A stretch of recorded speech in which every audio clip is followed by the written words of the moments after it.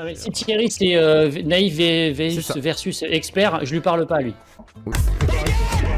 Passif-agressif, énervant au possible. Moi je te respecte, écoute-moi bien fils de pute, moi je te respecte. Il prendra cher, hein. C'est une des plus grosses sales races que j'ai pu voir sur la toile.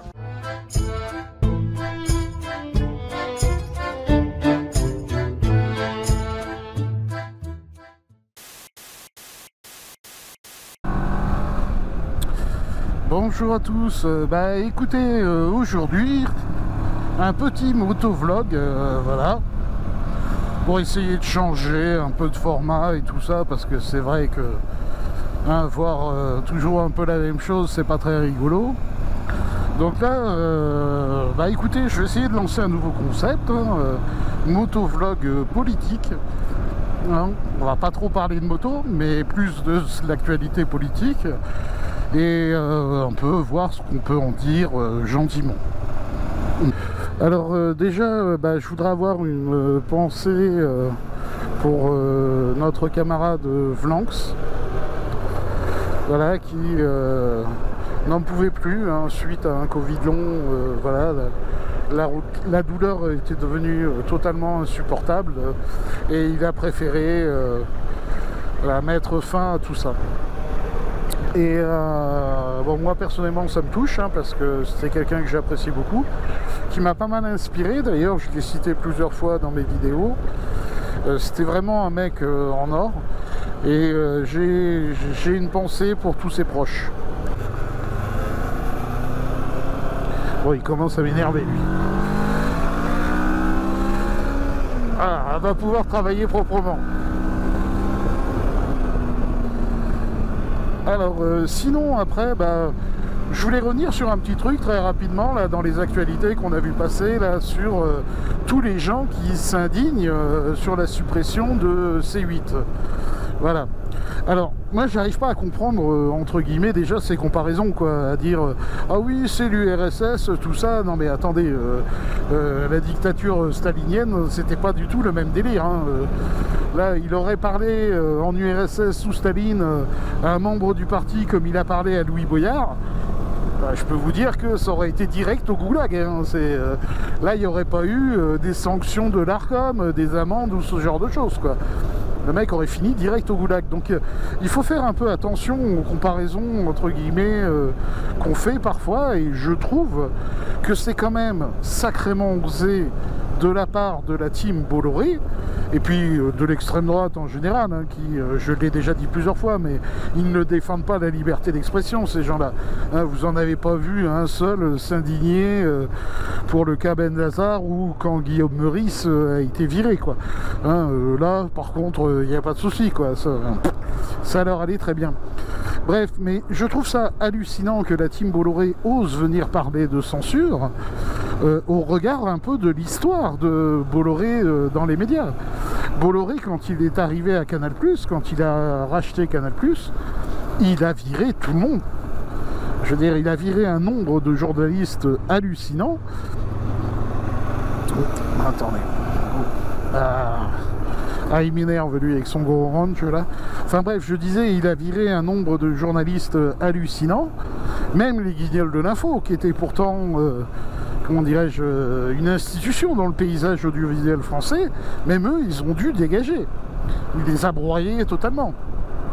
Tout ce qui était trop irrévérencieux, pardon, oh il était dur celui-là, ou bien alors tout ce qui était un peu investigation, aller fouiller dans tout ce qui est lutte de pouvoir, il a tout dégagé.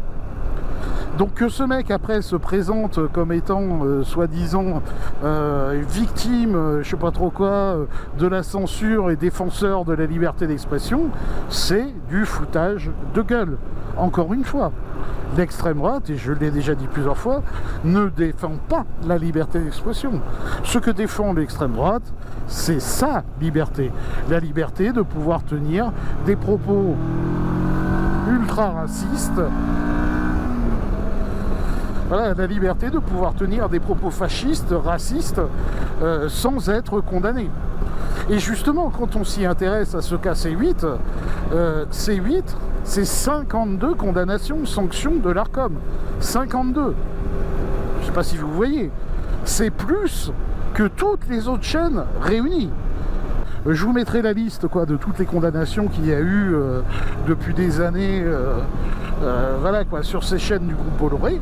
Quand on voit ce qu'ils font, on se pose la question de l'intérêt de l'Arcom. C'est-à-dire que si l'Arcom n'avait pas sanctionné, à quoi ils servent, sincèrement? La question de se dire à quoi sert l'Arcom si, malgré toutes les sanctions, les autres continuent. Moi, je pense que l'Arcom, là, ils n'avaient pas le choix. Ils se devaient de les sanctionner. Bref, on ne peut pas dire que ces mecs-là n'avaient pas été avertis. C'est tout. La décision de censurer, par exemple, Guillaume Meurice est bien plus violente que celle de virer C8. Guillaume Meurice, il a fait une blague, c'est bon, hop, il y a eu une mise en demeure, je crois, de l'Arcom, auprès de France Inter, et derrière, viré direct. Ah ouais, et il y a aussi une chose sur laquelle j'aimerais un petit peu revenir, parce que j'ai eu une discussion avec Le Miroir, une chaîne islamo-critique que je vous invite à découvrir, franchement, qui est, à mes yeux, autrement plus intéressant que les islamo-critiques, entre guillemets, mainstream, quoi. Et j'ai eu une discussion avec lui sur toujours le même débat. Est-ce que la gauche, entre guillemets, ne prend pas ses responsabilités vis-à-vis de la religion, et patati et patata? Tu vois, c'est quoi ça? Ah, vous la reconnaissez, là? Une vieille Toyota Celica de WRC, enfin bref, on s'en fout. Et donc la gauche, entre guillemets, serait aveugle, ne ferait rien, et patati et patata. Moi, c'est pas ce que je pense. Et d'ailleurs, je lui ai écrit en commentaire, parce que bon, tous les échanges que j'ai pu avoir avec la communauté apostate, tout ça, quoi, avec tous ces gens, je pense à toi, Jordan X, hein, tu vois, ah, vous laissez le problème de l'islam à l'extrême droite, c'est de votre faute, patati. D'ailleurs, c'est toujours de la faute de la gauche, hein. Je veux dire, même si ça fait 30 ans qu'il n'y a pas eu de politique de pseudo-gauche, mais bon, bref, ça c'est encore le sujet d'un autre débat. Il faut bien comprendre un truc, c'est que l'enjeu n'est pas et n'a jamais été la laïcité ou la liberté d'expression ou ce genre de truc. Non, il s'agit d'une lutte politique et la gauche, selon moi, elle se désarme totalement si elle accepte de jouer sur le terrain choisi par l'extrême droite. Voilà, de ce débat sur l'islam et tout ça, la gauche n'est pas aveugle.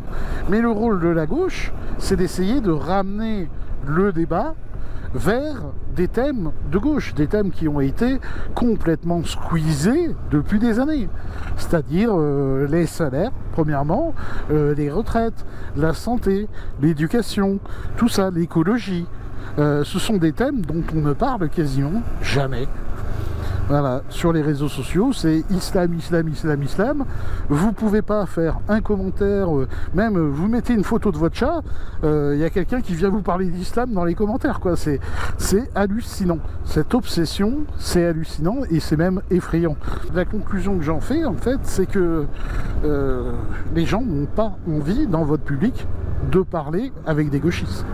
Non. Donc l'excuse de dire « Ah bah la gauche, vous en parlez pas, c'est de votre faute », non, même quand on en parle, on se fait insulter. Et je pense que d'ailleurs on a oublié ce que c'était que de la gauche un peu vénère. Je rappelle aux gens, voilà, en 1972, la prise du meeting d'Ordre Nouveau, hein, Ordre Nouveau, voilà, l'ancêtre du FN puis du RN, par la LCR, quoi, les mecs débarquaient à 4000 avec des cocktails Molotov, des battes de baseball, tout ça, c'était un autre délire. Donc les gens qui viennent dire oh, les antifascistes ils sont violents, je pense que vous avez oublié ce que c'est que la gauche énervée, quoi. Bon bah voilà, hein, écoutez, c'était un petit motovlog politique. Voilà, j'espère que ça vous aura plu. Bon, je vous le cache pas, moi l'épisode je l'ai pas écrit, hein, voilà, c'est un peu fait ça à l'arrache, à réagir sur les trucs que j'ai vus sur Twitter dernièrement, quoi. Mais bon, C'est plus un essai, c'est pour savoir si ça vous plaît un peu le concept de se balader en moto et de discuter gentiment un peu de politique et tout ça. Voilà, voilà. Donc m'en voulez pas si c'est un peu décousu, hein, cette vidéo. Allez, à plus, bye bye.